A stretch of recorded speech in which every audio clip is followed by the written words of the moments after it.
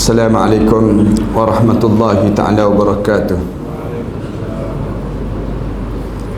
Alhamdulillahi rabbil alamin. Wassalatu wassalamu ala ashrafil anbiya'i wal mursalin wa ala alihi wa sahbihi ajma'in. Subhanaka la ilma lana illa ma 'allamtana innaka antal alimul hakim. Rabbi shrah li sadri wa yassir li amri wahlul 'uqdatam min lisani yafqahu qawli. Rabbi yassir wa la tu'assir wa tammim bil khair. Qala Allah Ta'ala fi kitabil aziz ba'da a'udzu billahi minasyaitonir rajim. Bismillahirrahmanirrahim. Hatta iza jaa ahadahumul maut qala rabbi irji'un la'alli a'malu salihan fima tarakt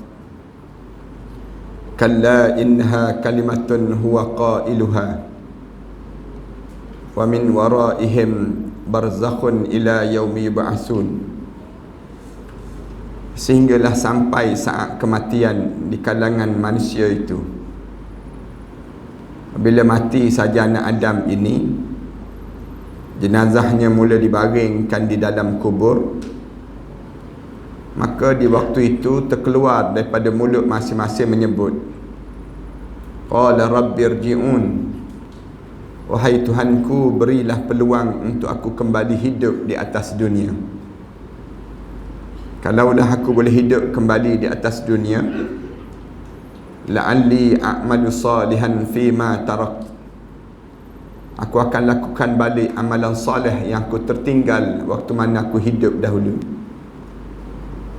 Jawablah malaikat pada orang dah mati ni, kalla, jangan sekali-kali kamu harap kamu akan boleh hidup kembali. Innaha kalimatun huwa qailuha, hanya mulut-mulut kamu saja mengulang kata untuk kembali hidup. Wa min waraihim barzakhun ila yaumi yub'atsun, sedangkan pada saat ini kamu sedang melalui barzakh sampailah kamu dibangkitkan kembali di hari kebangkitan nanti. Surah Al-Mu'minun ayat yang ke-99 dan ayat yang ke-100. Jemaah sekalian, kita berada pada pertengahan bulan Ramadan Al-Mubarak. Dah hampir separuh Ramadan ini berjaya kita lalui. Alhamdulillah, kita syukur pada Allah di atas nikmat yang besar yang Allah sedang kurniakan pada kita saat ini. Kira-kiranya setahun yang lepas kita baca doa, ya Allah, berilah peluang untuk aku kembali hidup dalam bulan Ramadan yang akan datang. Lalu Allah mustajabkan doa kita tersebut. Allah perkenankan doa kita, memberi peluang untuk kita hidup dalam bulan Ramadan Al-Mubarak ini, yang di saat mana kita tahu tak pernah berlaku dalam sejarah Malaysia kita ini Allah mati manusia seramai ini. Seramai lebih kurang 34,000 nyawa yang telah melayang, yang mati disebabkan COVID-19. Yang jumlah mati kerana COVID semenjak daripada peristiwa yang berlaku tahun 2019 sampailah pada kita saat ini, hampir 34,000 nyawa yang mati. Dalam jumlah 34,000 nyawa yang mati tersebut, syukurnya pada Allah, nama kita belum disenaraikan lagi oleh Allah. Allah masih lagi memberi peluang. Sebab itulah saya sebut tadi, syukur pada Allah, kerana kita boleh lagi mengecapi udara ataupun ruang-ruang masa kita dalam bulan Ramadan. Cuba bayangkan kalau malam ni kita di antara mereka yang terbaring di dalam kubur tersebut. Tentulah kita di antara orang yang sedang berulang menyebut, wahai Tuhanku, berilah peluang untuk aku kembali hidup di atas dunia. Kalimah ni mesti akan tersebut di mulut-mulut kebanyakan di kalangan kita. Kenapa kita nak hidup balik? Padahal ramai orang yang kalau kita baca dalam hadis Rasulullah sallallahu alaihi wasallam, Rasulullah cerita orang mukmin kalau dia mati tak ada seorang pun yang nak hidup balik kecuali orang mati syahid di jalan Allah. Orang mukmin apabila kita masuk saja dalam kubur sekejap lagi, bila malaikat tanya kita selepas mana selesai sesi soal jawab, malaikat muka dan nakir dengan kita, pasti malaikat tanya pada kita, nak hidup balik tak? Tak ada seorang pun orang mukmin jawab dia nak hidup balik. Semua sebut saya tak nak dah hidup. Cukuplah hidup sekali di atas dunia. Kerana sakit sakarat itu terbawa-bawa sampai ke dalam lubang kubur. Orang mukmin. Tapi ada juga orang yang dia orang Islam tapi dia sebut dan dia ulang. Dia sebut dalam ayat yang saya baca sebentar tadi. Ayat dalam surah Al-Mu'minun. Jelas-jelas Allah sebut. Mulut masing-masing ni sebut. Qala rabbi irji'un. Tuhanku, bagilah peluang untuk aku kembali hidup di atas dunia. Kalau hidup balik nak buat apa dia? La'alli a'malu salihan fima tarak. Kalau saya boleh hidup balik, saya nak buat balik amalan soleh yang saya tertinggal waktu mana saya hidup dahulu. Maknanya dia ni orang Islam ni, dia mesti orang Islam. Kalau dia tidak orang Islam, takkan mungkin dia tahu amalan soleh. Amalan apa yang kita nak buat balik waktu mana hidup di atas dunia ni? Alim ulama ditanya, orang dalam kubur ni, kalau dia boleh hidup balik, dia nak hidup bila dalam hidup dia? Mereka jawab 3 bulan yang mereka nak hidup. Bulan Rejab, bulan Sya'ban dan bulan Ramadan. Lalu bila disebut 3 bulan, mereka kata melampau kamu ni. 3 bulan nak hidup. Dia jawab balik pada malaikat, kalau tak boleh hidup 3 bulan pun, hidup sebulan pun tak apalah. Hidup sebulan ni bila yang kamu nak hidup balik? Ramadan. Ramadan ni bukan hanya yang disebut dengan Allah bagi kepada orang yang hidup di atas dunia dia jadi rahmat. Orang yang berada dalam kubur pun nak hidup balik, nak buat amalan dalam bulan Ramadan Al-Mubarak ini sendiri. Sehingga kan orang dalam lubang kubur pun, kalau kita tanya pada mereka, bagaimana keadaan kamu di bulan Ramadan? Semuanya diringankan azab oleh Allah. Rahmatnya dengan datang bulan Ramadan Al-Mubarak. Para hadirin sekalian, kalau kita baca lagi dalam hadis-hadis Rasulullah sallallahu alaihi wasallam, bulan ini bulan yang di mana tak pernah wajah Rasulullah seindah ini dalam bulan-bulan yang lain, tak ada. Bila masuk je dalam bulan Ramadan, Rasulullah tunjuk bagaimana ceria, gembira, suka, tak boleh nak digambarkan. Di awal-awal Ramadan, suara kedengaran bagaimana teguhnya bacaan-bacaan Al-Quran, sedapnya bacaan-bacaan yang penuh dengan suara yang nyaring, yang mengandungkan ayat-ayat, mula dalam keadaan mensenandungkan ayat-ayat yang penuh dengan kegembiraan. 10 akhir, start daripada malam besok, semua ayat-ayat dah mula jadi rendah saja bacaan, sayu dah mula sayu, mula jadi dalam keadaan sedih. Rasulullah sebut, kalau umat aku tahu betapa bernilainya Ramadan ini, nescaya mereka akan bercita-cita sepanjang hidup mereka ialah Ramadan dalam hidup ini. Kalau kita tanya lagi, apa yang menyebabkan besar sangat Ramadan ini pada diri kita? Sampai begitu sekali Rasulullah sebut besar, kerana tak pernah dalam hidup kita berjumpa satu masa yang sebegini rupa yang Allah jadikan hebatnya. Allah tak pernah Allah jadikan dalam hidup kita ni masa yang terbaik dalam hidup kita, ialah kecuali Ramadan. Sampai bila Rasulullah masuk je dalam bulan Ramadan, Rasulullah ulang, Rasulullah sebut, qad ja'atkum syahrun mubarak, telah datang pada kamu bulan yang penuh dengan keberkatan. Tak pernah lagi Rasulullah buat ucapan, bahkan semenjak daripada bulan Rejab lagi Rasulullah baca doa nak masuknya bulan Ramadan. Bulan Rejab, Rasulullah baca doa, Allahumma barik li bi syahri Rejab, wa barik li bi syahri Sya'ban, wa ballighni bi syahri Ramadan. Ya Allah, berkatilah aku dengan bulan Rejab, berkatilah aku dengan bulan Sya'ban, panjangkanlah umur aku ya Allah, biar aku sempat memasuki bulan Ramadan ya Allah. Maknanya kalau ditakdirkan aku mati pada tahun ni ya Allah, matilah aku setelah mana aku berjaya masuki bulan Ramadan ya Allah.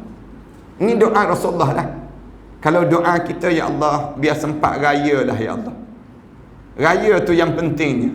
Kita nampak raya, bahkan orang kita pun sibuk dengan raya kan. Dah beli dah baju raya, dah siap dah merancang untuk raya. Kita mana ada rancang untuk 10 akhir Ramadan. Kita dalam hidup kita, kenapa sampai begitu sekali? Rasulullah nak tunjuk hebatnya Ramadan. Ulama jawab, kerana Allah nak tunjuk sayang dia kepada umat Nabi Muhammad sallallahu alaihi wasallam, Allah kurniakan kita Ramadan. Macam mana sayang Allah pada kita? Kita tanya lagi, kenapa Allah perlu sayang pada umat Nabi Muhammad dengan dikurniakan Ramadan ini? Kerana kita ni hidup tak sepanjang usia umat terdahulu. Masa kita hidup ni tak sama dengan masa hidupnya umat-umat dahulu. Umat-umat dahulu semua Allah jadikan panjang-panjang masa mereka hidup. Bila panjang masa mereka hidup, tentu banyak amal ibadah yang mereka buat. Manakala kita tak sepanjang mereka, kita hidup sekejap saja, tentu tak banyak pun amalan yang kita buat. Umat-umat dahulu, kalau tuan-tuan rajin baca dalam kitab, Nabi Nuh AS umurnya sepanjang 950 tahun. Kita baca dalam kitab Nabi Adam AS sampai 1000 tahun lebih. Terbaca dalam kitab Nabi-Nabi dahulu, semuanya Allah jadikan panjang-panjang masa mereka hidup. Nabi Ibrahim AS, umur dia mula akil bal dalam kitab Sabilul Idkar wal Idbar yang dikarang oleh Syekh Abdullah Haddad, disebut bahawa Nabi Ibrahim AS dia mula akil balik pada usia 120 tahun. 120 tahun baru mula akil balik. Tempat kita ni 120 tahun tinggal batu nisan dah tak kena raya. Nabi-Nabi dahulu Allah jadikan panjang-panjang masa mereka hidup. Datang pada umur umat Muhammad, Rasulullah sebut a'maru ummati baina sittin wa sab'in. Umur umat aku di antara 60 tahun hingga 70 tahun. 60 tahun hingga 70 tahun ni lama ke? Ayah-ayah, ibu-ibu rasa lama ke hidup dalam hidup kita? Sekejap je 60 tahun, 70 tahun ni. Amalan apa yang kita ada dalam hidup kita? 60 tahun hingga 70 tahun. Katakanlah saya ataupun ayah-ayah, ibu-ibu boleh hidup sampai umur 70 tahun. Walaupun umur 70 tahun, kita kena tolak 15 tahun yang terawal dalam hidup kita. Belum akil balik kan? Masa kita belum akil balik, dah 15 tahun kita kena tolak. Baki lagi 55 tahun. 55 tahun tolak pula. Masa kita makan, masa kita berjalan, masa kita borak, masa kita dalam hidup kita, kita buang begitu saja. Masa kita tidur malam cukup. Cuba kira tiap-tiap malam kita tidur, di antara 6 jam hingga 8 jam setiap malam kita tidur. Umur kita daripada hari pertama sampai pada usia kita hari yang ke-70 dalam hidup kita. Agak-agak berapa lama kita sedang tidur? Ulama-ulama kira kita sedang tidur selama lebih kurang 22 tahun dalam hidup. Tu baru kira tidur malam baru. Tak campur lagi dengan tidur dalam majlis ilmu dipanggil. Tak campur lagi tidur waktu mana khatib sedang khutbah. Tak campur lagi tidur dalam bulan Ramadan. Campur masa-masa demikian, tak ada dah masa yang terbaik. Allah bila tengok singkatnya masa kita hidup, Allah jadikan Ramadan. Allah jadikan Ramadan ni, Allah jadikan satu malam yang disebut khairum min alfi syahr. Satu malam yang lebih baik daripada 1000 bulan yang lain. Malam ni jangan dipandang lekeh di kalangan kita. Sebab tu saya tak berapa setuju kalau jemaah-jemaah cepatkan habis amal ibadah dalam malam-malam Ramadan. Jangan cepatkan habis. 10 akhir Ramadan ni kitanya banyakkan amal ibadah. Jangan cepat nak balik ke rumah. Senang bahasanya demikian. Dalam bulan Ramadan 10 akhir kita ni Di antara masa-masa ni, kita jangan tertinggal untuk dapatkan malam Al-Qadr. Malam Al-Qadr ini, Allah sendiri yang sebut. Lailatul Qadri khairum min alfi syahr. Malam Lailatul Qadar ini lebih baik daripada 1000 bulan yang lain. Satu malam je kita dapat. Sama dengan 82 tahun kita sedang beribadah pada Allah. Satu malam je. Malam ni kita dengar kuliah ni. Nilai malam ni katakanlah malam ni malam Al-Qadr. Mudah-mudahan demikian insya-Allah. Kita doa biar malam ni malam Lailatul Qadar. Kerana Allah sembunyikan malam Lailatul Qadar di antara 1 hingga 30 Ramadan. Malam ni kita dengar kuliah sama dengan 82 tahun kita sedang mendengar kuliah. Malam ni kita baca Quran sama dengan 82 tahun kita sedang baca Quran. Malam di antara maghrib sampai subuh besok. Antara maghrib dan subuh. Malam ni kita derma. Sama dengan 82 tahun kita sedang menderma. Buatnya malam ni kita buat kuih raya. Sama dengan 82 tahun buat kuih raya. Malam-malam ni jangan sia-siakan begitu saja, jangan. Malam ni menjadi besar. Allah tak jadikan Ramadan untuk siang saja, tidak. Waktu jangan sebut ni bulan puasa. Jangan sebut bulan puasa je. Sebut bulan Ramadan.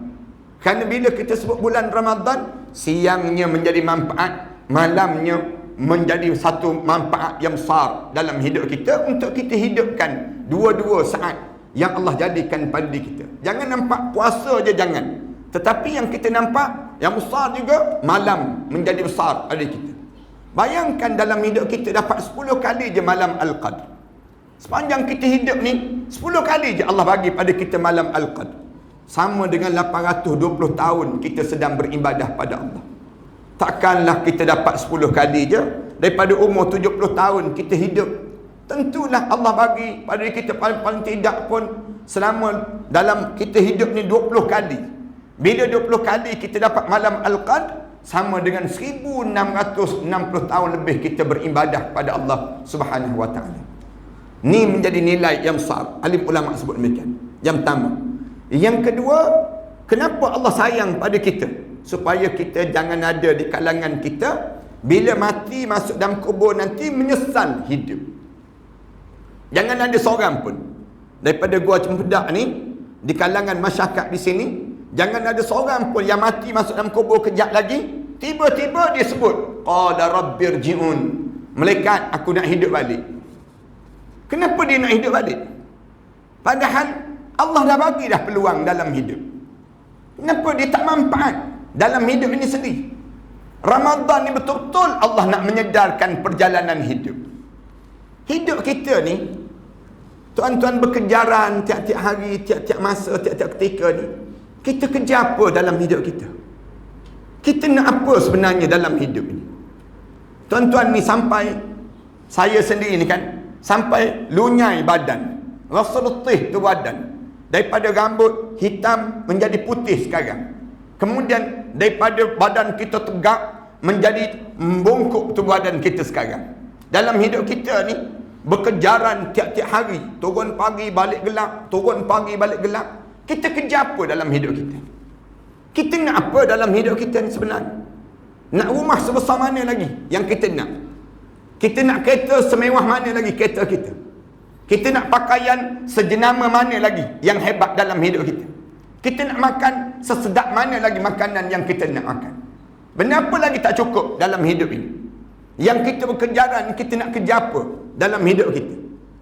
Cuba kita tanyalah di kalangan kita. Tiap-tiap pagi tu bekerja aja. Turun pagi balik gelap, turun pagi balik gelap. Ada yang turun hari ni, bulan depan baru balik ke rumah. Ada orang yang turun dalam hidup dia ni, kadang-kadang 6 bulan, 7 bulan, baru sampai ke rumah balik. Kadang-kadang tak sempat kenal anak. Tak kenal anak dan isteri dalam hidup dia. Buat TikTok dia. Nak tunjuk yang dia lama dah tak balik berjumpa dengan mak ayah, tak jumpa dengan anak dan isteri. Kita kejar apa dalam hidup? Kita nak apa dalam hidup?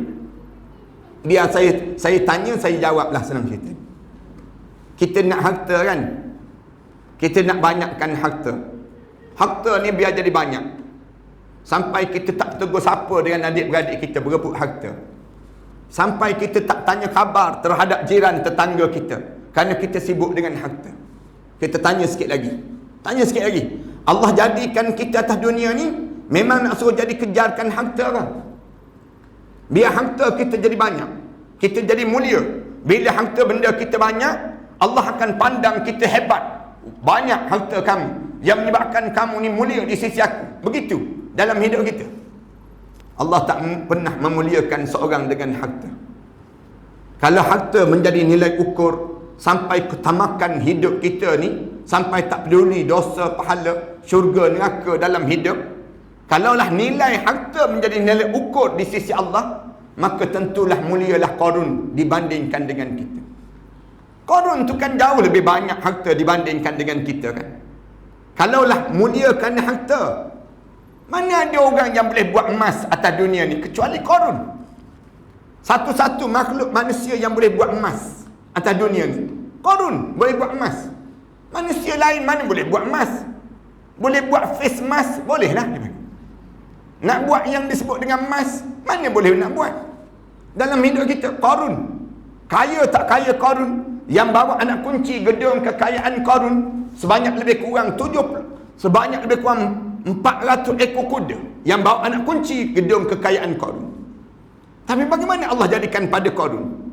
Allah tenggelamkan Qarun dalam muka bumi ini sedalam 70 hasta dengan kekayaan Qarun. Semenjak terbitnya matahari, tenggelam matahari, kemudian tenggelam Qarun dengan 70 hasta ke dalam muka bumi ini sendiri. Setiap kali mana terbit matahari, tenggelam lagi 70 hasta dalam muka bumi. Terbitnya matahari, tenggelam lagi 70 hasta dalam muka bumi ini sendiri. Datang orang Melayu kita sibuk buat program mencari harta Qarun. Elok Qarun tenggelam, kita sibuk cari dalam hidup ni. Habis kamu kerja apa dalam hidup? Ada yang jawab, saya tak kerja harta Ustaz. Habis kamu kerja apa dalam hidup kamu? Saya kerja tahta Ustaz. Nak pada jawatan, berebut nak pada kedudukan. Orang kita ni, dia rasa mulia sangat dengan jawatan. Datang Nabi Muhammad sallallahu alaihi wasallam ajar, jawatan tak memuliakan kamu. Siapa yang ada jawatan, dia kena ingat dia sedang memegang satu tanggung yang kena jawab di hadapan Allah nanti. Siapa yang ada jawatan, jangan berebut nak pegang jawatan. Jangan kita rasa mulia dengan jawatan. Jawatan ini satu tanggung yang kena jawab depan Allah. Tuan-tuan peganglah jawatan apa pun. Tuan-tuan jadi AJK masjid, tak kena gaya, tuan-tuan menyesal menghadap depan Allah nanti. Tuan-tuan jadi AJK kampung, ketua kampung, tak kena gaya, menyesal di akhirat nanti. Jadi ketua kampung je, mereka tanya terus, dalam kampung kamu berapa orang yang tak semayang? Dalam kampung kamu berapa orang yang tak tutup aurat? Tu Allah tak tanya lagi, dalam kampung kamu berapa ramai yang minum air ketum? Tanya soalan tu je jenuh dah kita nak menjawab. Nak gambarkan tentang tanggung yang kena jawab depan Allah nanti. Jawatan tak memuliakan hidup. Kalau jawatan ni mulia, kenapa kita lari di akhirat nanti? Jadi suami orang lari daripada isteri, isteri melarikan diri daripada suami. Kenapa kita pakat lari di antara anak dengan mak ayah melarikan diri daripada anak-anak? Kenapa melarikan diri? Yauma yafirrul mar'u min akhihi wa ummihi wa abihi wa sahibatihi wa banihi likulli imri'in minhum yawma idzin sya'nu yughni. Hari masing-masing melarikan diri. Suami berjumpa dengan isteri, dia suruh terus, engkau jangan mengaku engkau isteri aku. Isteri dia tengok suami, dia pandang suami, engkau jangan mengaku engkau suami aku. Anak-anak sebut pada mak ayah, engkau jangan mengaku engkau mak ayahku. Jangan mengaku. Mak ayah sebut pada anak-anak, engkau jangan mengaku engkau anak aku. Kenapa masing-masing tak nak mengaku? Likulli imri'in minhum yawma idzin sya'nun yughni. Hari masing-masing memikirkan macam mana nak suruh selamat diri masing-masing menghadap di hadapan Allah Subhanahu wa taala nanti. Tak tunai tanggungjawab. Kalau kita tunai tanggungjawab, masakan kita melarikan diri daripada saat yang sedemikian rupa. Tak tunai tanggungjawab. Kalau jawatan ni jadi mulia dalam hidup, yang sampai orang kita berebut, mana besar jawatan kita dengan jawatan Fir'aun? Fir'aun jauh lebih besar daripada kita kan? Sampai Allah rakam daripada mulut Fir'aun. Bila Fir'aun dia rasa besar jawatan dia, dia sebut, Ana Rabbukumul A'la. Aku Tuhan yang paling agung, katanya Fir'aun. Waktu mana Fir'aun mengaku dia Tuhan, terkejut Iblis. Iblis terkejut. Katanya Iblis. Ada juga makhluk manusia ni pergi mengaku dia Tuhan. Kenapa Fir'aun mengaku dia Tuhan? Fir'aun tak pernah rasa sakit dalam hidup dia. Fir'aun COVID tak pernah kena COVID. Fir'aun kuarantin pun tak pernah buat. Fir'aun dalam hidup Fir'aun gaut tak ada gaut. Fir'aun disebut dalam kitab tak pernah bersin. Bersin pun tak pernah. Dalam satu kitab yang lain sebut Fir'aun tak pernah menguap. Menguap pun tak pernah. Allahu Akbar. Kita ni cuba tunggu kejap-kejap lagi. Tunggu sikit-sikit lagi je, menguap terus tak kena gaya. Tapi jangan pula tak menguap, merah mata-mata. Orang tanya kenapa tak menguap? Lawan Fir'aun sekali ustaz. Nak lawan Fir'aun dia ni. Nak sebutnya gambaran hidup ni kita kerja apa? Ada yang jawab berbagai-bagai jawapan. Allah bila dia tengok manusia ni buntu terhadap jawapan, tak tahu nak kerja apa, Allah jadikan Ramadan. Allah jadikan Ramadan. Allah nak sebut, kamu hidup ni jangan kejar harta, jangan kamu kejar tahta, jangan kamu kejar rupa, jangan sibuk nak kejar kesihatan, nak kejar yang tu dan sebagainya. Tapi hidup kamu ni, hidup sibuklah diri kamu mengejar syurga dalam hidup kamu. Kamu jangan tak kejar syurga. Siapa yang tak kejar syurga, dia terlepas syurga dan dia berjumpa kawah neraka sekejap lagi.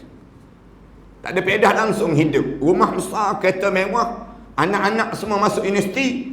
Dalam hidup kita, rupa kita cantik, tapi bila mati masuk kubur, masuk neraka terus. Masuk neraka terus dalam hidup ni. Allah, dia tak nak kita masuk neraka. Allah jadikan Ramadan. Sehingga kan Rasulullah sebut, bila datang je Ramadan, tuftahu lahu abwabul jannah. Allah buka segala pintu syurga Allah.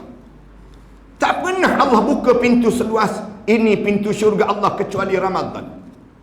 Tuan-tuan baca dalam hadis-hadis yang lain, ada Rasulullah cerita bulan yang lain Allah buka pintu syurga. Tak, Allah tak buka pintu syurga kecuali Ramadan. Tak pernah Allah tutup serapat ini dalam hidup kita neraka Allah kecuali Ramadan. Ramadan je Allah tutup pintu neraka Allah.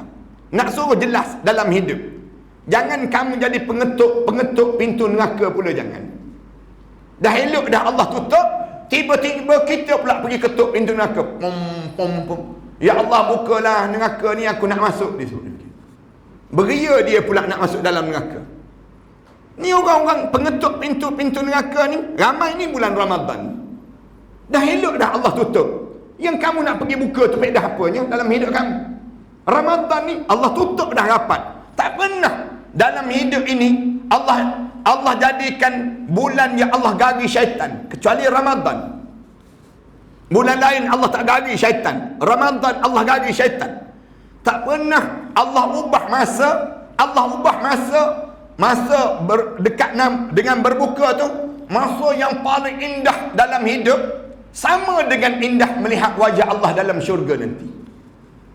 Mana ada dalam bulan yang lain waktu maghrib Allah jadikan masa seindah itu? Tak pernah. Dalam hidup kita ni Allah turun sampai ke langit dunia menunggu doa-doa di kalangan kita. Kecuali Ramadan. Ramadan dalam hadis kursi jelas cerita tentang Allah turun sampai ke langit dunia menunggu doa-doa di kalangan hamba-hamba. Siapa yang minta, aku akan penuhi permintaan dia. Siapa yang dia mohon, aku akan penuhi permohonan dia. Siapa hatta tatla'al fajr, sehingga terbitnya matahari pada hari tersebut, Allah kembali balik ke arasy Allah Subhanahu wa taala. Nak sebutnya besarnya nilai yang dinamakan dengan Ramadan. Ramadan Allah jadikan demikian, nak suruh dapat syurga. Kita tanya lagi, habis tu macam mana ustaz nak dapat syurga ni? Malam ni saya nak sebut sikit. Ada 3 cara yang diajar oleh Allah kepada kita untuk mendapatkan syurga dalam bulan Ramadan ini. 3 cara ni jangan terlepas. 3 cara ni. Yang pertama, hati mesti tetap dengan Islam. Ni jangan sampai berbolak-balik hati kita dengan selain daripada Islam.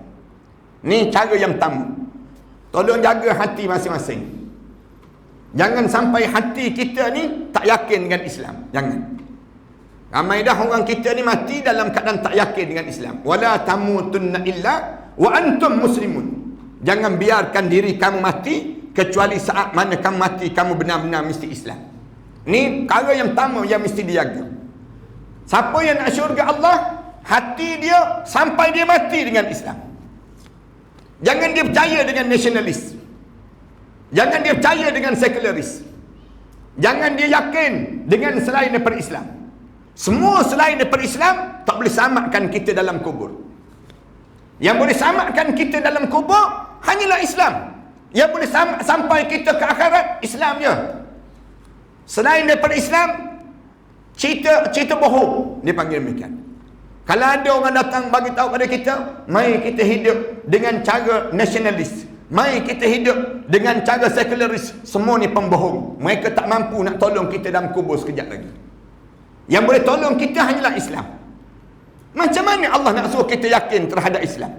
Nak suruh kita yakin dengan Islam? Allah suruh kita puasa bermula pada subuh sampai pada maghrib. Di antara subuh sampai maghrib, kita tak makan, kita tak minum. Padahal kalau kita nak makan, kita boleh makan. Kalau kita nak minum, kita boleh minum. Kalau kita nak makan, kan kita boleh makan, kan? Kita boleh pun nyorok dalam rumah seorang-seorang, kunci pintu bilik, nyorok bawah katil, makan Maggi seorang-seorang. Kita boleh buat pun kalau kita nak buat. Kalau kita nak minum, kita boleh minum. Buat macam zaman kanak-kanak dahulu, kan? Terjun dalam sungai, selam kepala, telan air, gup-gup 2-3 teguk, lepas tu timbul balik. Lepas tu buat muka sadin. Kalau kita nak buat, kita boleh buat. Tapi kenapa kita tak buat? Bulan Ramadan macam ni, kalau kita nak menipu, kita boleh menipu. Anak-anak sekecil ini tadi, saya solat dengan anak yang kecil tadi, dengar suara dia, ikut imam baca 3 kul, dia baca 3 kul dia. Sekecil itu dia boleh duduk solat sampai, ni mesti anak ni puasa petang tadi, mesti puasa siang hari tadi. Saya solat, saya dengar dia baca, rasa sedapnya, nikmatnya, gambaran bagaimana anak yang sekecil ini boleh puasa. Kenapa dia boleh puasa? Kenapa dia tak makan? Kenapa dia tak minum? Saya ingat lagi anak perempuan saya yang umur 6 tahun, waktu mana dia mula-mula puasa, usia anak sulung, dia mula puasa pada umur 6 tahun. Lepas sembahyang asar, tersandar tepi dinding, tak bergerak dia. Kita melintah depan dia tu, dia panggil, Abi, Umi, kakak nak mati dah, dia sebut. Kita sebut, tahan, tak mati. Tak ada orang mati. Tak ada orang mati kerana puasa. Kenapa dia tak makan? Kenapa dia tak minum? Allah sedang tanamkan apa dalam jiwa dia? Allah sedang tanam, hei manusia, walaupun orang tak nampak, Allah nampak benda yang kamu buat. Ni satu tanaman keyakinan. Hidup ini, walaupun kamu sama dengan manusia di dunia, kamu tak sama dengan Allah bila masuk dalam kubur nanti. Kamu jangan sembarangan hidup di atas dunia. Bila hidup atas dunia ni, kamu jangan ingat kamu lepas. Kamu terlepas yang ni, kamu ingat kamu boleh lepas ke dalam kubur kejap lagi. Masuk sampai di akhirat nanti, Allah tutup mulut ni. Al-yawma nakhtimu ala afwahihim wa tukallimuna aydihim. Tangan ni bercakap. Tangan ni sebut, tangan ni lah yang ambil barang orang tu, ya Allah. Tangan inilah yang panjat pagar tu, ya Allah. Tangan inilah yang pergi pangkah tu, ya Allah. Tangan inilah yang, semua tangan ini akan bercakap. Wa tashhadu arjuluhum, kaki menjadi saksi bima kanu yaksibun, dengan apa yang kita buat di atas dunia ini sendiri. Ini keyakinan hidup. Takkanlah orang yang yakin terhadap Islam dia nak pergi mencuri barang orang lagi. Tak mungkin. Kalau dia yakin adanya Allah, dia nak makan rasuah. Tak mungkin orang yang dia yakin ada Allah, dia nak ambil lagi, rampas lagi harta orang. Orang yang dia ada Allah dalam dada dia, hilang ketamakan dengan dunia. Tak ada rasa nak tamak dengan dunia. Cukuplah aku dengan apa yang Allah bagi pada diri aku ni, cukup dalam hidup aku. Kenapa dia? Kerana aku yakin hidup ni semua mengikut aturan yang telah disusun oleh Allah. Aku adalah pelakon-pelakon kepada aturan yang telah disusun oleh Allah kepada diri aku ni sendiri. Ini keyakinan hidup. Yang pertama ni, jangan goyang tuan-tuan. Jangan percaya kepada selain daripada Islam. Orang Islam tak percaya pada orang Islam. Ni masalah yang sedang kita lalui. Kalau dia percaya pada Islam, takkan dia tak boleh baca Quran. Kalau tuan-tuan percaya pada Islam, kenapa tuan-tuan tak boleh baca Quran? Kenapa ada di kalangan kita tak boleh baca Quran lagi? Kalau tuan-tuan percaya terhadap akhirat akan terjadi, azab kubur akan berlaku dalam hidup kita, mengapa kita biarkan diri kita tak boleh baca Quran? Kalau kita yakin ada azab kubur, ada pada mahsyar, ada tetian sirat, mesti kita akan berusaha untuk membaca Al-Quran. Tapi berapa ramai orang Islam, dia orang Islam tapi dia tak boleh baca Quran. Kenapa dia tak boleh baca Quran? Kenapa dia tak boleh baca Quran? Dia tak yakin. Kalau dia yakin, sebagaimana kita yakin duit ni bernilai, bila kita pegang duit ni nilai, kita simpan elok-elok, jatuh kita ambil balik, yakin duit ni ada nilai, yakin ular ni bahaya, kita orang bagi tahu dalam semak ni ada ular, jangan pergi dekat-dekat dengan dia, ular tu ular kapak, ular tu kita sebut, orang sebut demikian. Dipatutnya kita, mata kita melilau, telinga kita dengar, kaki kita bersiap sedia nak tunjukkan yang keyakinan kita ni bahawa ular ni bahaya. Demikian juga dengan yakin yang kita ni akan mati. Bila yakin akan mati, tak ada benda yang boleh selamatkan kita lepas pada kita mati kecuali Islam. Kenapa kalian tak boleh baca Quran? Kenapa tak boleh baca Quran? Alasan apa kita nak jawab? Orang kita tak yakin. Bila tak yakin ni Allah jadikan Ramadan. Allah pilih Ramadan untuk diturunkan Quran. Syahrul Ramadan allazi unzila fihi al-Quran. Allah pilih Ramadan untuk masukkan Al-Quran. Satu, siapa yang tak boleh baca Quran, pastikan dia berusaha bersungguh-sungguh untuk mempelajari Al-Quran. Bulan Ramadan masa yang paling sesuai nak belajar Quran. Tadabbur, cari orang alim, bagi tahu, jumpa dengan AJK masjid, bagi tahu dengan AJK masjid, nangis, teresak-esak. Saya antara orang yang tak boleh baca Quran. Mengaku dia. Sebut ada AJK masjid, tolong bantu saya. Saya takut saya mati dalam keadaan saya tak boleh baca Quran. Dan tuan-tuan, kalau tuan-tuan tak boleh baca Quran, pastikan umur tuan-tuan panjang-panjang dan tak mati-mati. Jangan mati tuan-tuan. Kalau tuan-tuan mati di saat mana tuan-tuan tak boleh baca Quran, tuan-tuan masuk dalam kubur nanti, confirm tak lepas menghadap depan Allah. Tak lepas. Tak percaya, cuba try mati, tak percaya. Nak tahu lepas ke tak lepas?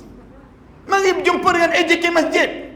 Bagi tahu pada AJK masjid, Ustaz, tuan, saya tak boleh baca Quran. Mengaku je saya tak boleh baca Quran. Sebut pada mereka, AJK umum, hari Jumaat dia umum. Siapa yang tak boleh baca Quran lagi, tolong daftar. Siapa yang dah boleh baca Quran, tolong daftar. Sedarakan mereka. Jadikan mereka bagaikan Ansar dan juga Muhajirin. Jadikan mereka bagaikan adik-beradik. Rasulullah sebut, khairukum man ta'allama al-Quran wa 'allamah. Orang terbaik di kalangan kamu, siapa yang sibuk belajar Quran dan dia mengajar orang lain pula Al-Quran Karim. Bagi tahu elok-elok pada AJK, tuan, saya tak boleh baca Quran tuan. Nangis teresak-esak dekat tiang-tiang yang ada ni. Nangis dia, kalau aku mati habis aku. Kalau aku mati siaplah aku. Dalam hidup dia ni sentiasa dia dengan Al-Quran. Patutnya demikian. Mula dalam hidup dia demikian. Pada diri dia pegang je Quran. Jalankan jari di atas tulisan Quran. Sepanjang Ramadan ni jalan je. Jalan je jari atas tulisan Quran. Bagi tahu pada Allah, ya Allah, aku tak boleh baca ya Allah. Tak boleh baca ya Allah. Sok khabar putih boleh baca ya Allah. Sok khabar kamu ni aku tak boleh baca ya Allah. Bagi tahu elok-elok pada AJK, tuan, saya tak boleh baca Quran. AJK pula jangan pula jawab, bertenang. Sebenarnya saya pun tak boleh baca juga, kata AJK. Jangan jawab demikian, buat malu company je dipanggil. Dalam hidup kita ni mesti berlumba di kalangan kita. Berlumba bukan membanyakkan harta, membanyakkan pahala. Melalui Al-Quran Karim. Jangan kita ingat alif lam mim tu satu huruf. Rasulullah sebut alif satu huruf yang mempunyai 10 kebaikan. Lam satu huruf yang mempunyai 10 kebaikan. Mim ada 10 kebaikan yang Allah jadikan demikian. Baru je kita sebut alif lam mim. Kalau kita tak nak sebut yang lain pun sebut nun, cukuplah. Nampak payah sangat. Tapi kenapa kita tak boleh sebut juga? Maknanya kita tak yakin hidup ni dengan Islam. Mengembalikan keyakinan hidup terhadap Islam ni penting.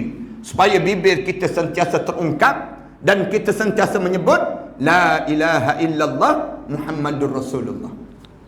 Ni keadaan yang pertama. Jangan percaya kepada selain daripada Islam. Saya nak pesan betul-betul pada orang gua bedak ni. Jangan pergi kepada nasionalis. Jangan terlibat dengan sekularis. Jangan terlibat dengan selain daripada Islam, jangan terlibat. Wala tamutunna illa wa antum muslimun. Itu yang pertama. Yang kedua, siapa nak dapat syurga, dia kena jaga ibadah dia dengan Allah. Ibadah dengan Allah. Ibadah apa yang kena jaga? Ulama senarai. Kalau boleh saya sebut 4 je ibadah yang kena jaga sangat dalam bulan Ramadan. Yang pertama, solat. Solat jaga. Jangan tinggal sembahyang walaupun 1 rakaat. Tak berbaloi hidup dan tak berjaya orang yang meninggalkan solat. Jangan ingat berjaya. Walaupun rumah besar macam mana pun, walaupun pangkat dia besar macam mana pun, kalau dia tinggal solat 1 rakaat, orang ni gagal dalam hidup dia. Tak pernah Allah nak marah dengan manusia sehingga Allah sediakan neraka khusus kecuali solat. Allah dia marah kita tinggalkan puasa. Allah marah, tapi tak ada neraka khusus. Allah marah penzina, tak ada neraka khusus. Allah marah penjudi, tapi tak ada neraka khusus. Tapi bila Allah marah kepada orang yang meninggalkan salat, Allah sediakan neraka khusus untuk orang yang meninggalkan salat. Ada neraka khusus. Neraka apa? Neraka sakar. Bila ditanya pada mereka, malakum fi sakar, kenapa kamu dihumban ke dalam neraka sakar? Mereka jawab, qalu lam naku minal musallin. Kami tak semayang atas dunia dahulu. Tak semayang. Tinggal semayang mana? 2 waktu ni kebanyakan tinggal semayang. Semayang kebanyakan orang kita tinggal apa dia? Salat subuh dan salat maghrib. Subuh dan maghrib ni kebanyakan manusia tinggal salat. Allah dia nak suruh jaga salat subuh, salat maghrib. Allah suruh kita puasa bermula pada subuh, berakhir dengan maghrib. Kenapa kita tak puasa bermula pada zuhur, berakhir dengan isyak?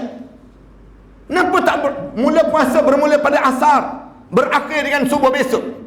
Kenapa subuh sampai maghrib? Kerana 2 waktu ini kebanyakan orang tinggal salat. Subuh orang kita payah nak bangun sembahyang subuh. Allah dia nak pujuk kita ni, nak suruh kita jaga salat subuh. Senang je Allah buat. Allah programkan makan sebelum mana subuh. Allah jadikan program sahur. Allah tahu manusia ni kalau sebut bak makan sanggup bangun. Letak 10 jam loceng bawah katil ni. Berdentum-dentum jam loceng ni. Bulan lain mana kunci jam, Ramadan kunci jam. Cara Allah nak buat. Sebab tu sahur dekat-dekat dengan subuh. Jangan sahur awal sangat, jangan, makruh hukum dia. Pukul 5 pagi tu pun makruh lagi. Alim ulama sebut 5.20, 5.30 mula sahur. Dengan tujuan nak suruh lepas sahur terus kita semayang subuh. Selama 30 hari Allah didik. Cuma dalam kalender Melayu kita ni dia ada waktu imsak. Ni kalender Melayu kita je. Kalender Arab tak ada pun waktu imsak. Saya pernah tanya guru falak saya, kenapa kalender Melayu ada waktu imsak, kalender Arab tak ada waktu imsak?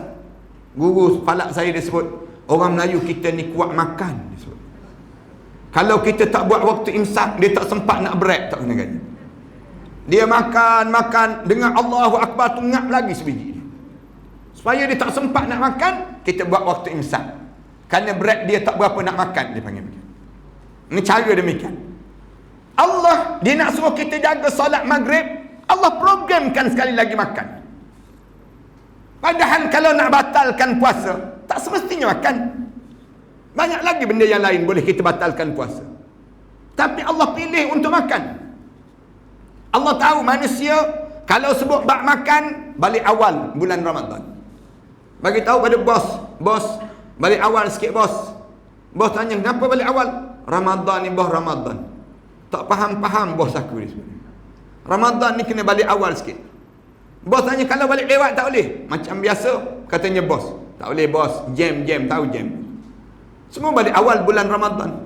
Duduk meja makan. Allah tukar masa tersebut. Udara pun berbau wangi saat yang demikian. Tuan-tuan masak, tuan-tuan bau wangi beza dengan masakan pada bulan-bulan yang lain. Allah jadikan bulan Ramadan sampai peringkat cuaca kita, perasaan kita. Saya tak tahu tuan-tuan rasa macam mana. Tapi saya Kalau masuk bulan Ramadan, saat nak berbuka, masuk yang paling indah dalam hidup. Malaikat turun. Turun malaikat, duyun-duyun malaikat turun. Rasulullah sendiri yang sebut, lis-saimi farhatan. Orang puasa ni ada 2 saat kegembiraan sangat dalam hidup dia. Farhatun inda iftari wa farhatun inda liqa'i rabbih. Kegembiraan waktu mana nak berbuka dan kegembiraan waktu mana dia berjumpa dengan Allah nanti. Sama Allah letakkan demikian. Masa berbuka tu Allah saja yang tahu. Walaupun tak ada anak-anak, kita dengan orang rumah je, tapi nikmat Allah saja dah yang tahu. Kadang-kadang kita berbuka dekat masjid, tapi nikmat Allah sajalah yang tahu. Udara pun bau wangi, semerbak, suasana pun kita rasa udara kita nyaman, kenyamanan saat berbuka tu Allah jadikan ketenangan yang indah dalam setiap hati di kalangan kita. Ini gambaran bagaimana besarnya nilai saat ini.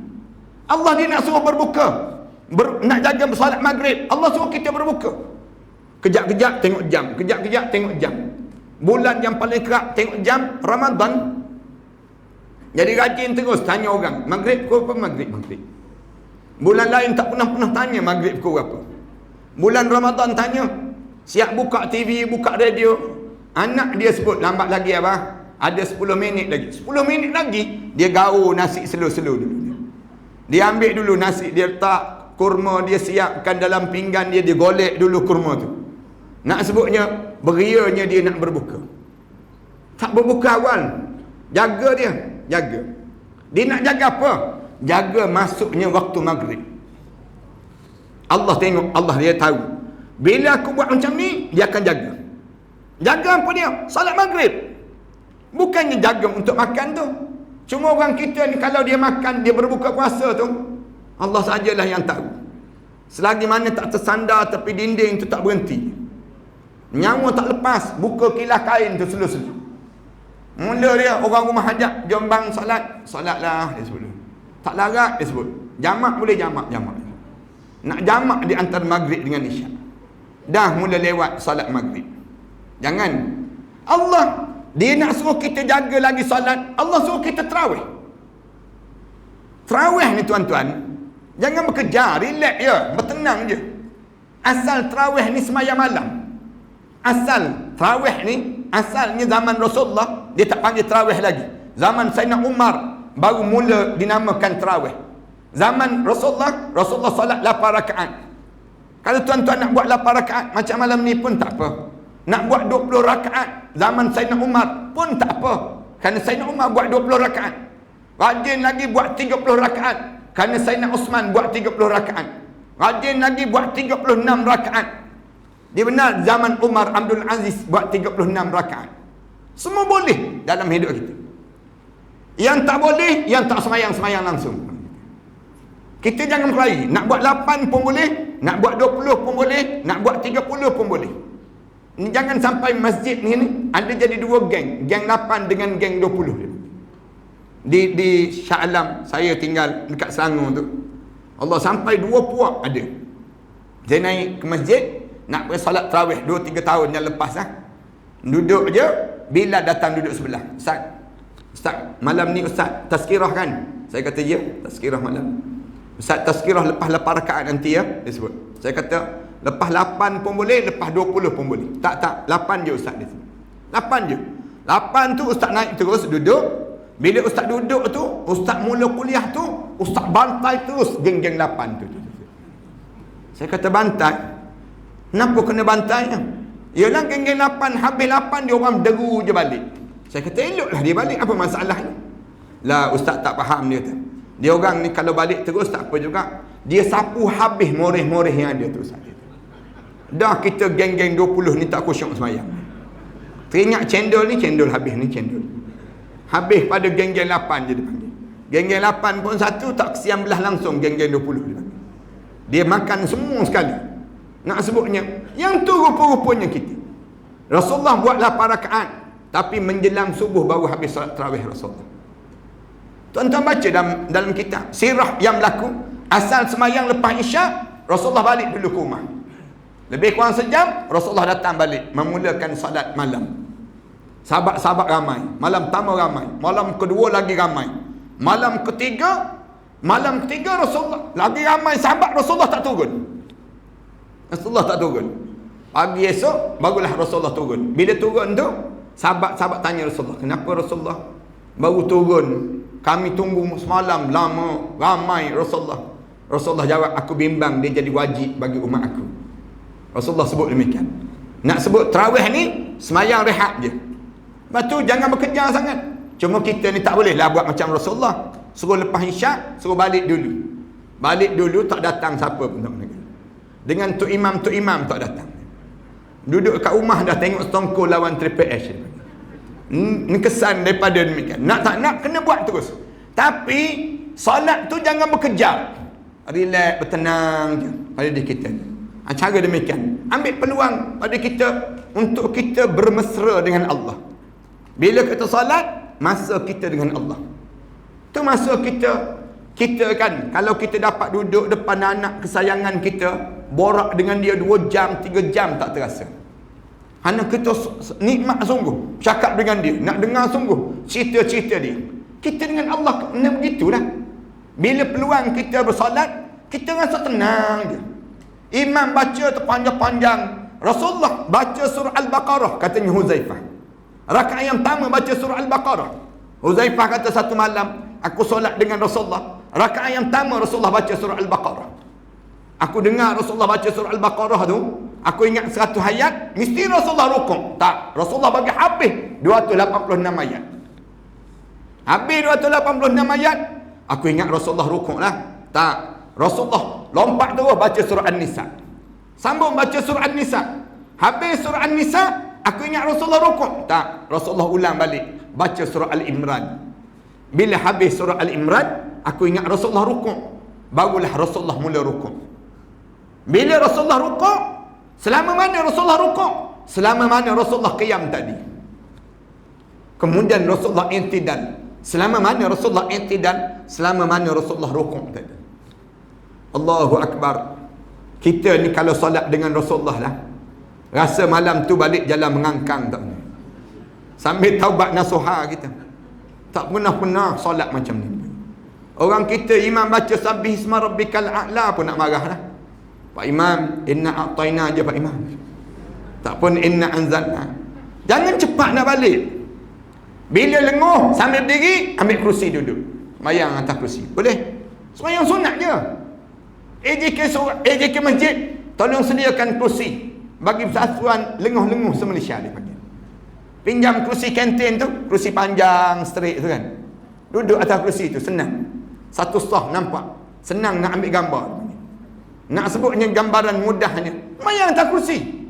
Lenguh atas kerusi, boleh semayang sambil duduk. Semayang sambil duduk. Lenguh juga sambil duduk. Sesak dada ni makan banyak sangat tadi. Pantang sendawa, keluar cendol sebiji. Yang jenis duduk pun tak boleh, baring. Semayang tarawih sambil baring. Cuma tak dibuat orang lah dia panggil. Kalau buat juga orang mandang atas bawah. Dia ni malam besok mesti membentang peluk ni. Orang dah lama dah bagi salam, tak bagi salam lagi ni. Nak sebutnya jaganya kita ibadah solat. Esok sambung lagi. Dan saya cadangkan 10 akhir ni tak payah witir dah. Tak payah witir dekat masjid pada malam. Tapi witir pagi besok. Bila bangun tahajud besok, sambung witir. Witir pada penghujung daripada solat itu sendiri. Galakkan masyarakat kita jadi demikian. Ini ibadah yang pertama, solat. Ibadah yang kedua, baca Quran dan i'tikaf. Baca Quran dan i'tikaf.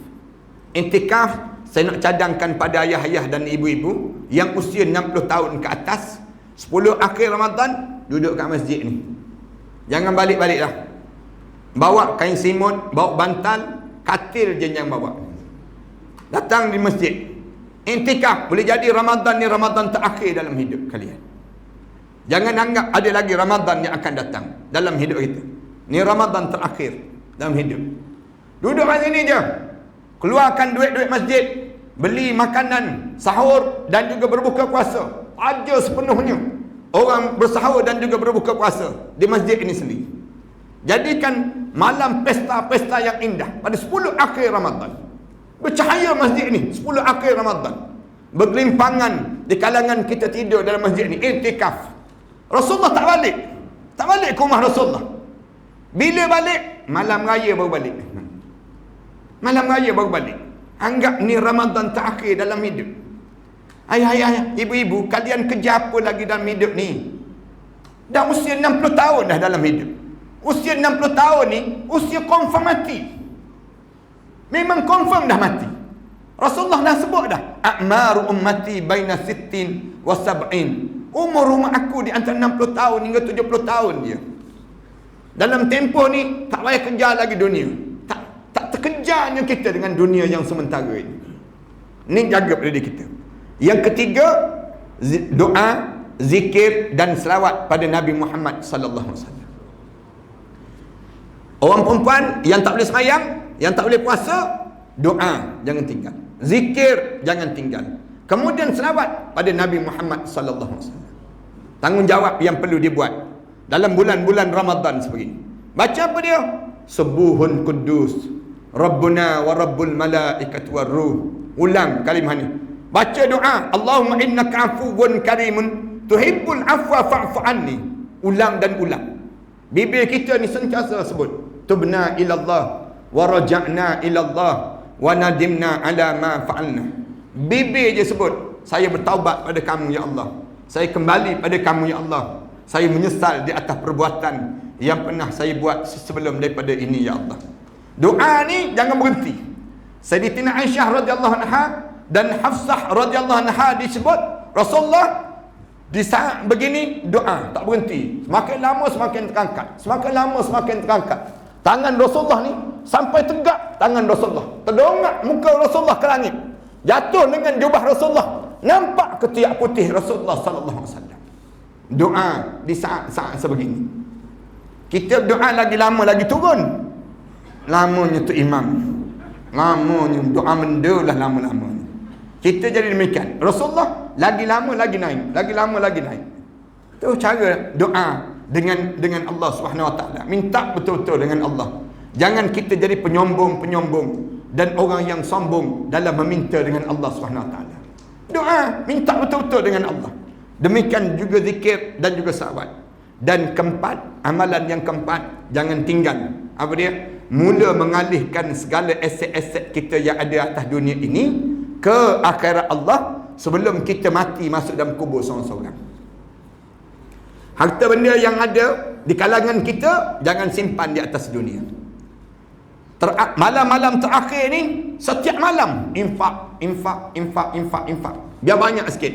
Tabung-tabung masjid ni biar penuh. Pada malam-malam 10 terakhir, tiap-tiap malam. Kerana kita anggap ni Ramadan terakhir dalam hidup. Harta kita jangan disimpan di atas dunia. Sebab ramai dah yang menyimpan di atas dunia, dia tertinggal. Cari harta sampai hujung nyawa, dia tertinggal harta dia. Dia mati masuk dalam kubur seorang-seorang. Lalu orang mempertikaikan harta dia, tikaian ini, dia terseksa dalam kubur kerana tak selesai masalah harta pusaka dia. Tuan-tuan nak buat kejam pada orang dah mati, silakan berkelahi tuan-tuan. Berkelahi berebut harta yang ditinggalkan oleh si mati tadi. Ayah-ayah kalian yang meninggal dunia, ibu kalian yang meninggal dunia, kalian biarkan. Jangan peduli terhadap harta dia ataupun berkelahi berebut harta. Kalian buat kejam pada mereka yang dah meninggal dunia. Kalian buat khianat pada mereka. Menyeksa mayat, seksa orang dalam kubur. Bukan hanya sekadar cium dengan tangisan yang menyebabkan dia ni terseksa. Bahkan pertikaian kita, perbalahan adik-beradik kita, berebut harta pusaka dia, semuanya menyeksakan dia dalam kubur. Kalau tuan-tuan tak kesian pada arwah ayah tuan-tuan, tak kesian pada arwah ibu kalian, kalian teruskan berkelahi. Jangan bercakap dengan adik-beradik. Berebut harta yang secoik tersebut. Harta bukan banyak sangat pun. Punca apa? Punca kita tak selesai daripada awal-awal. Tolonglah selesai 10 akhir Ramadan ni. Panggillah anak-anak kita. Bagi tahu pada dia, masa yang paling penting bukan raya. Masa yang paling penting bulan Ramadan 10 terakhir ni. Panggil bagi tahu pada dia. Boleh jadi Ramadan ni Ramadan terakhir dalam hidup abah, Ramadan terakhir dalam hidup ummi ni sendiri. Rumah ni jangan siapa dia rebut. Sebut terus pada anak-anak kita. Tanah ni jangan siapa dia ambil. Ibu Umi dan juga Abi bercadang nak bawa harta ni ke akhirat Allah. Kalian semua ada rumah sendiri, kalian miliki rumah sendiri. Manakala rumah ni rumah Abi, rumah Umi yang sedang mencari sepanjang hidup di atas dunia ini sendiri. Mati, kalian jangan berebut rumah ni. Walaupun kalian ada kenangan terhadap rumah ini, tapi rumah ini Abi dan Umi nak bawa ke akhirat. Macam mana cara? Berjumpa dengan masjid. Tahu pada masjid, saya mati, rumah tu saya wakaf. Isteri saya mati, rumah tu jadi wakaf pada pihak masjid. Dan bila kita mati masuk dalam kubur, rumah tu kita berjumpa balik dalam kubur nanti. Tak percaya, cuba try mati. Berjumpa tak berjumpa rumah kita semua. Dan masjid pula dah dapat rumah tersebut. Umum je hari Jumaat. Umum je hari Jumaat. Kita ada rumah wakaf, kereta wakaf, barang wakaf. Ada hamba Allah, dia meninggal dunia, isteri dia meninggal dunia, dua-dua orang dah meninggal dunia, tapi dia dah wakaf untuk masjid. Rumah tu berharga 600,000 dengan tanah dan segala isi yang ada. Masjid tak nak jual 600,000. Masjid nak jual 400,000 saja terhadap rumah tersebut. Dan harta siapa yang nak beli, dia boleh beli 200,000 lagi. Nilai yang dia kena datang sembahyang berjemaah di masjid ini. Kemudian bila dia mati, dia wakaf balik harta tersebut pada masjid. Kan harta orang Islam akan berkitar di kalangan orang Islam. Ni simpan. Orang tanya, simpan untuk apa? Simpan untuk hari tua ustaz. Sekarang tak tua lagi ke? Baru nak tua ustaz. Siapa yang ajar simpan untuk bekalan hari tua? KLWSP ustaz. KLWSP ajar simpan untuk bekalan hari tua. Dah tua kita tak guna-guna pun harta tersebut. Tuan-tuan tanya ayah-ayah, ibu-ibu yang ada.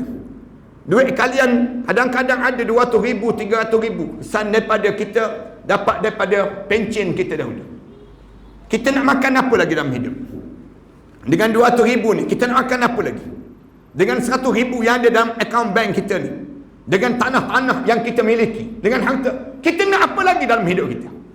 Benda apa lagi tak cukup dalam hidup? Nak besar mana lagi rumah kita yang kita nak dalam hidup kita? Makanan apa lagi yang kita tak pernah makan di atas dunia ni? Nak makan daging tomahawk, gigi dah tak ada dah. Nak makan manis-manis, dah ada kencing manis. Nak makan shell out, kita dah ada go out dalam hidup. Nak benda apa lagi dalam hidup? Nak pergi ke mana lagi dalam hidup? Nanti kalian mati, kalian akan menyesal. Bila kita kena ambil manfaat Ramadan ni, malam-malam ni, tiap-tiap malam hantar. Setiap kali mana kita infak, setiap kali mana kita sedekah, setiap kali mana kita hibah, setiap kali mana kita wakaf, semua tu untuk kita balik di akhirat nanti. Semua untuk diri kita. Tak payah menyesal lah dalam hidup. Macam orang yang bijak, dia beli saham. Saham tu berkembang je nanti. Lebih kurang 10 tahun, 20 tahun, katakanlah saham tu makin banyak duit yang akan berkembang. Demikianlah kita, bila kita infak, kita bersedekah, bagaikan kita beli emas yang semakin berkembang nilainya pada masa yang akan datang nanti. Ini kecerdikan dalam hidup. Ini simpan. Dah tua pencen, balik kampung buat rumah besar. Untuk apa rumah besar? Di saat mana kita dah tua, tak ada orang yang nak tinggal dengan kita. Siap je rumah besar, beli kereta besar pula. Tak puas hati lagi, nak masuk rumah besar, kahwin isteri besar pula dia. Masuk seminggu je meninggal dunia dia. Dah kereta baru dapat pada isteri baru. Isteri baru pula habis je iddah, kahwin dengan suami baru. Suami baru pula petang-petang bawa kereta baru kita ni round kawasan kubur kita. Kita dalam kubur tu tengok macam-macam je kereta ni. Kalau dia round saja tak apa juga, dia horn tu sakit hati. Bila dia horn tu rasa nak jadi hantu maklimah, balik ke rumah je. Tak ada manfaat langsung dalam hidup. Yang ni amalan yang kedua yang menyelamatkan kita ke syurga Allah. Yang ketiga dan akhir, tolong jaga akhlak. Semakin tua mesti menampakkan wajah ahli syurga. Semakin berusia, semakin nampak kita ni ahli syurga Allah.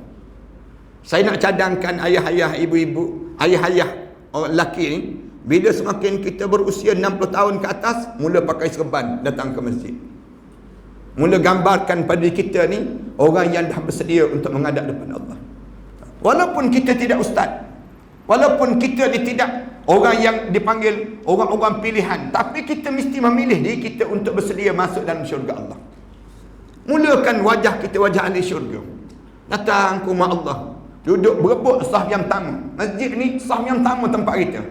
Mesti rebut pada diri kita demikian.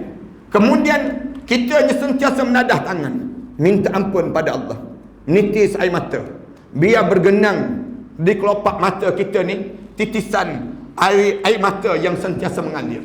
Demikianlah para sahabat yang sehingga kan nampak genangan air mata yang mengalir, menangis ketakutan terhadap dosa-dosa yang dilakukan sebelum daripada ini. Hidup kita 60 tahun yang penuh dengan dosa-dosa, bergelumang hidup dengan dosa. Ketakutan kita sentiasa sebut di bibir kita, ilahi lastulil firdausi ahlan wala aqwa 'alan nari fahabli taubatan waghfir dhunubi fa innaka ghafiruz zambil azim. Sebut yang diajar oleh para alim ulama ni, Tuhanku, lastulil firdausi ahlan, aku ni tak mampu masuk dalam syurga firdaus kamu ya Allah.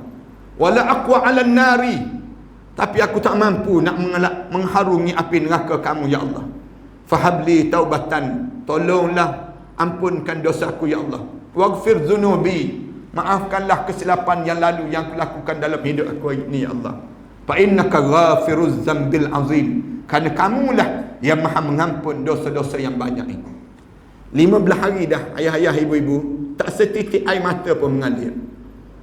Pelik kan kita? Keras kan hati kita kan? Hati kita ni keras, pejal betul hati kita. Dan 15 hari dah Ramadan, tak ada rasa takut terhadap dosa. Tak ada rasa pada diri kita ni bimbang terhadap dosa yang kita lakukan. Pelik. Saya nak sebut keras hati. Betapa pejalnya jiwa kita tersebut, tegarnya menghadapi suasana dalam hidup. Padahal patutnya 15 hari ni masa-masa terakhir dalam hidup kita, yang kita tahu macam banduan akhir yang dia tahu besok dia kena gantung. Malam tu bila dia beritahu besok dia kena gantung, maghrib tu maghrib terakhir, solat maghrib terbaik dalam hidup dia. Sembahyang isyak terbaik. Malam tu dia tak tidur dah dalam hidup dia. Tak tidur dah. Doa, kedengaran azan tu, Allahu Akbar pagi subuh, tersentak jiwa dia. Macam terungkai jantung dia, tercabut jantung dia. Kenapa? Habis subuh terakhir dalam hidup. Sembahyang yang penuh khusyuk, doa taubat yang menunjukkan dia betul-betul minta ampun pada Allah. Bunyi sel, pintu sel bunyi peng tu, lunyai badan kerana langkah-langkah yang terakhir untuk dibawa ke tali gantung. Bayangkan Ramadan ini Ramadan terakhir ayah-ayah ibu-ibu, yang kita tak jumpa lagi Ramadan yang akan datang. Kenapa setegar itu titisan air mata kita tak boleh gugurkan takut terhadap dosa? Sombong sangat hidup kita dengan Allah. Besar sangatkah dalam hidup kita ni, dunia ini, dibandingkan dengan akhirat yang Allah sediakan untuk diri kita? Ni kenapa punca kita rasa kita nak hidup lagi, nak kuat lagi di atas dunia, padahal kita tak mampu dah bertahan dengan suasana yang ada pada diri kita saat ini. Ni kena ingat dalam diri kita. Pertama, taubat. Tanda orang yang ada akhlak, minta ampun pada Allah. Mulut dia sebut tubna ilallah, Allahumma gfirli. Dia sebut, ya Allah ampun dosa aku, ya Allah ampun dosa aku. Sujud dia tu nitik air mata, biar basah tempat sujud kita, biar basah janggut kita, dalam kita minta ampun pada Allah Subhanahu wa taala. Itu yang pertama. Yang kedua, dosa kalian dengan ibu dan ayah kalian, dosa kalian dengan ibu mertua dan ayah mertua kalian, wahai orang lelaki. Dosa ni terlalu besar yang dilakukan oleh masyarakat kita pada hari ini. Kita berkasar dengan mak ayah kita, kita pernah menyinggung hati mak ayah kita, dan sampai hari ni kita tak berebut nak jaga mak dan ayah kita. Ni bahaya, wahai orang lelaki. Kalian buat perkara demikian, hati ibu kalian tersinggung, tertutup pintu syurga Allah, terbuka luas pintu neraka Allah untuk kalian. Jangan singgung hati ibu kalian. Jangan angkat suara depan mak ayah. Wala taqul lahumma uffin, jangan sebut depan mak ayah kalian. Wala tanharhuma, jangan tengking mereka berdua. Wa qul lahumma qawlan karima, bercakap lemah lembut dengan mereka berdua tersebut. Waqfid lahumma janahadh dhulli minar rahmah, Allah ajar tutup sayap Wahai orang lelaki, walaupun kamu menteri, walaupun kamu ustaz, walaupun kamu yang berbahagia, kamu apa saja pun pada kamu, tutup sayap kamu depan mak ayah kamu. Waqfid lahuma janahadz dzulli minar rahmah wa qur rabbirhamhuma. Bibir kamu tersebut, wahai Tuhan kami, rabbirhamhuma, tolonglah kasihan pada mereka berdua. Kama rabbayani saghira, sebagaimana aku membesar di dalam dukungan dan asuhan mereka tersebut waktu mana kecil-kecil dahulu, ya Allah. Mulut kita sebut demikian. Saya nak sebut orang lelaki, termasuk saya, kebanyakan kita menyinggung hati mak ayah kita. Kita singgung. Kenapa? Kerana kita sibuk nak jaga isteri dan anak-anak kita. Siapa yang ajar? Jaga demikian. Mendahulukan isteri, mendahulukan anak-anak, meminggirkan mak dan ayah yang ada dalam hidup kita. Sampai ada di kalangan kita menjadi menipu dengan mak ayah, cakap kasar dengan mak ayah, semata-mata nak mempertahankan isteri dia, mempertahankan anak-anak dia. Kejam kalian buat demikian. Islam tak pernah mengajar demikian dalam hidup. Orang lelaki, kalian minta maaf dengan ibu dan ayah sebelum saat kita dipanggil menghadap di depan Allah. Bukan tunggu hari raya Aidilfitri, tapi dalam bulan Ramadan kita dah minta maaf dengan mak ayah kita. Mak kita terasa hati dengan kita, ayah kita terasa hati dengan kita. Lagi berusia mereka, lagi mereka nak penjagaan daripada kita, tapi kita sibuk dengan kerjaya hidup kita dengan dunia, sampai kita tak pedulikan terhadap mereka tersebut. Ni bahaya, dipanggil demikian. Orang perempuan, saya nak pesan pada kalian, tolong jaga hati suami kalian. Kalian jangan berkasar dengan suami kalian. Jangan angkat suara depan suami. Jangan tengking kata-kata depan suami. Kalian tengking, kalian angkat suara, kalian berkasar dengan suami kalian, hancur lebur amalan-amalan kalian. Jangan cakap kasar dengan suami. Kalian cakap kasar dengan suami, tak ada faedah sembahyang kalian, habis pahala-pahala kalian, tak ada manfaat puasa kalian. Bila suami kalian terasa hati dengan kalian, suami kalian sudah jaga hati mak dan ayah kalian, suami kalian telah jaga hati mak mertua dan ayah mertua kalian. Ini tugas seorang suami. Manakala hati suami, siapa yang kena jaga? Isteri. Wajib menjaga hati suami. Jangan berkasar dengan suami. Bila kalian berkasar dengan suami, nanti terguris hati dan perasaan suami ini. Di waktu tersebut menyebabkan suatu hari kalian meninggal dunia. Saat mana kalian meninggal dunia, wahai orang perempuan, kalian meninggal dunia dengan suami kalian terasa hati dengan kalian, tertutup pintu syurga Allah, terbuka luas pintu neraka Allah untuk kalian. Jangan lakukan demikian. Minta maaf sepanjang masa dengan suami. Kenapa terdiam semua macam pernah kena je? Nak sebutnya kita di kalangan kita, kita sentiasa tak sedar. Dalam tak sedar kita buat demikian. Orang lelaki ni belum kahwin, banyak mulut. Dah kahwin, mulut dia disimpan dalam hati. Orang perempuan belum kahwin, tak ada mulut. Dah kahwin, mulut kat mulut dia panggil. Bila mulut kat mulut, di saat tersebut dia menyinggung hati suami dia. Jaga-jaga. Nak sebutnya jaga tanggungjawab ini dalam kehidupan. Saling hormat, menghormatilah. Kena tahu ni isteri aku, ni suami aku. Saling hormat. Semua dia hak di kalangan kita. Jangan sampai kita nak suruh jaga hati kita sehingga kita menyakitkan di antara satu sama lain. Jangan demikian para hadirin sekalian. Saling bermaafan bukan di pagi Aidilfitri, tapi bermaafan bulan Ramadan lagi. Dah minta maaf, bagi tahu. Dan saat inilah saat yang mustajabnya doa, saat Allah mengampunkan dosa. Lalu kita harap supaya kita di kalangan mereka yang terampun dosa tersebut. Dan semua yang hadir malam ni di kalangan ahli syurga Allah Subhanahu Wa Taala. Kita berdoa pada Allah, moga Allah pilih kita. Kalau ada di kalangan kita seorang je yang dihumban ke dalam neraka Allah, di kalangan kita yang hadir malam ni, kita berniat untuk tarik mereka yang dalam neraka tu, tarik syafaat masuk dalam syurga Allah kerana kehadiran pada malam yang baik sebegini, insya-Allah. Terima kasih di atas kesempatan yang baik. Saya tak bercadang nak panjangkan lagi. Saya tengok tuan-tuan dah betul tulang belakang 7 kali dah saya kira. Jadi mudah-mudahan malam yang baik ini Allah jadikan malam-malam ini malam yang menjadi saksi pada kita di akhirat nanti, dan Allah masukkan kita di kalangan hamba Allah yang saleh.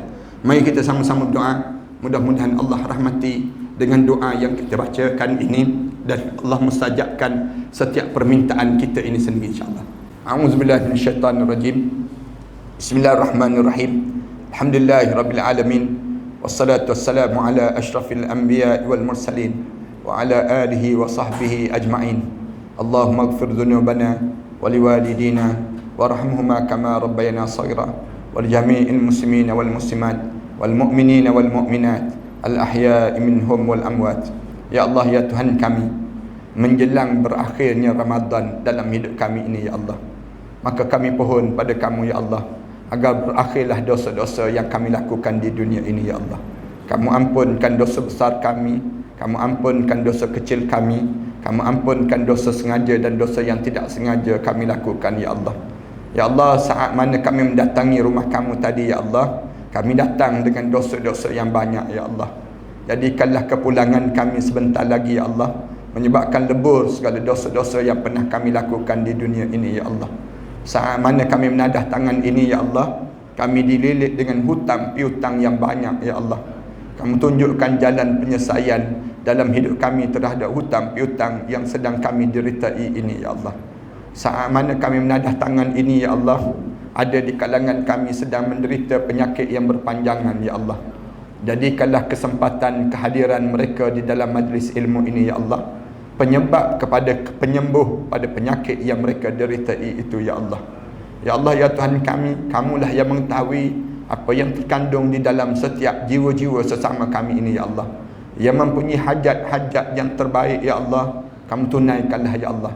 Manakala hajat yang buruk itu, kamu perbetulkanlah jalan hidup ini ya Allah.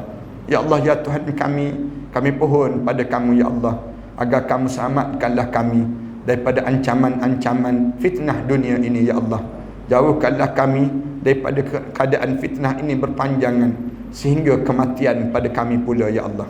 Ya Allah, izinkan bibir kami menyebut la ilaha illallah Muhammadur Rasulullah di akhir perjalanan hidup kami nanti ya Allah.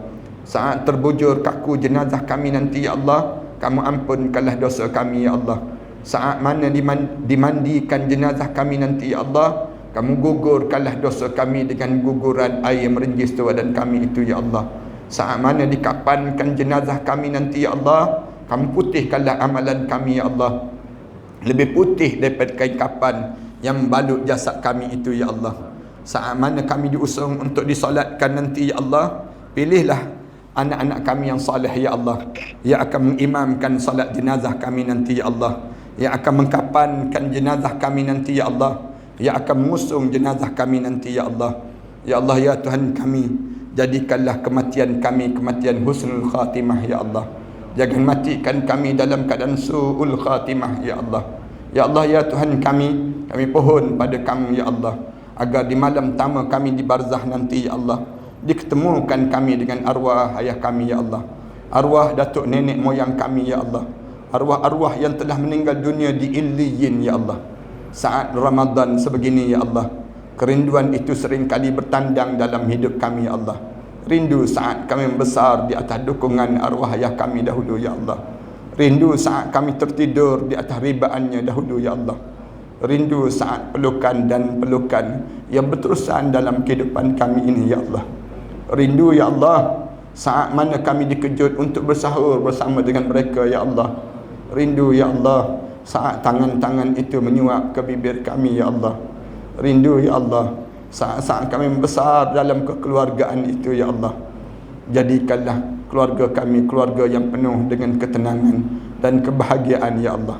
Ya Allah, ya Tuhan kami, jadikanlah doa kami ini doa-doa anak yang soleh ya Allah. Doa-doa yang akan menjadikan kami hamba kamu yang mendekatkan diri kepada kamu ya Allah. Ya Allah, ya Tuhan kami, ampunkanlah dosa kami terhadap kedua ibu bapa kami ya Allah, khususnya dosa kami terhadap ibu kami ya Allah. Seketika dahulu ya Allah, kami mengakui kami pernah bercakap kasar di hadapan ibu kami ya Allah. Kami pernah meninggikan suara di hadapan ibu kami ya Allah. Kami pernah membentak-bentak kata-kata ibu kami ya Allah. Kami pernah menengking-nengking kata-kata ibu kami ya Allah. Ampunkan dosa kami di kala itu ya Allah. Kami tidak sengaja melukakan hati mereka ya Allah. Kami tidak sengaja melukakan hati ibu kami ya Allah. Kami tidak sengaja ya Allah melukakan hati ibu kami ya Allah. Ya Allah, kami tahu ibu kami menyayangi kami ya Allah. Dalam kegelapan malam itu ya Allah, Ibu kami seringkali memeluk kami dengan penuh kasih sayang, ya Allah. Saat lena yang panjang, ya Allah, terasa kesejukan di pipi kanan dan pipi kiri kami, ya Allah. Dicium bertalu-talu oleh ibu kami, ya Allah. Saat mana kami demam, ya Allah, ibu kami turut demam sama demamnya kami, ya Allah. Saat mana kami membesar, ya Allah, ibu kami berhutang keliling pinggang, ya Allah, untuk membesarkan kami, ya Allah. Saat mana kami melangsungkan perkahwinan, ya Allah, ibu kami tersenyum indah melihat kebahagiaan kekeluargaan kami, ya Allah. Sementara ia menunggu saat kepulangan kami, ya Allah. Ampunkanlah dosa kami, ya Allah. Ampunkanlah dosa kami pada mereka itu, ya Allah. Kami tidak sengaja, ya Allah. Kami tidak sengaja, ya Allah. Kami tidak sengaja, ya Allah. Ya Allah, ya Tuhan kami, kerana dosa-dosa itukah pula, ya Allah, yang menyebabkan kamu berpaling daripada kami pula, ya Allah. Kerana dosa-dosa itukah pula, ya Allah, yang menyebabkan tiada lagi Rahmanur Rahim kamu untuk kami, ya Allah. Kerana dosa-dosa itukah pula, ya Allah, yang menyebabkan hati kami menjadi sekeras batu ini, ya Allah. Kerana dosa-dosa itukah pula, ya Allah, yang menyebabkan doa-doa kami tidak didengari lagi di sisi kamu, ya Allah. Kerana dosa-dosa itukah pula, ya Allah. Kerana dosa-dosa itukah pula, ya Allah. Kerana dosa-dosa itukah pula, ya Allah. Ya Allah, seburuk mana pun kami ini, ya Allah, sekeji mana pun kami ini, ya Allah, sejahat mana pun kami ini, ya Allah, segunung mana pun dosa yang pernah kami lakukan di dunia ini, ya Allah, sejijik mana pun kami dengan dosa-dosa ini, ya Allah, pandanglah kami dengan pandangan rahmat kamu, ya Allah. Pandanglah kami dengan pandangan rahmat kamu, ya Allah. Pandanglah kami dengan pandangan rahmat kamu, ya Allah. Pada siapa lagi kami mampu mengadu doa ini, ya Allah, kecuali kamulah yang maha mendengar dan maha mendengar dan maha mendengar daripada hamba-hambamu ini, ya Allah. Rabbana alaika tawakkalna wa ilaika anabna wa ilaikal masir. Rabbana ja'alna muqimas salah min dzurriyyatina rabbana wa taqabbal du'a. Rabbana hab lana min azwajina wa dzurriyyatina qurrata a'yun waj'alna lil muttaqina imama. Rabbana atina fid dunya hasanah wa fil akhirati hasanah wa qina adzaban nar. Sallallahu ala Muhammad wa ala alihi wa sahbihi wa sallam. Alhamdulillah rabbil alamin. Allah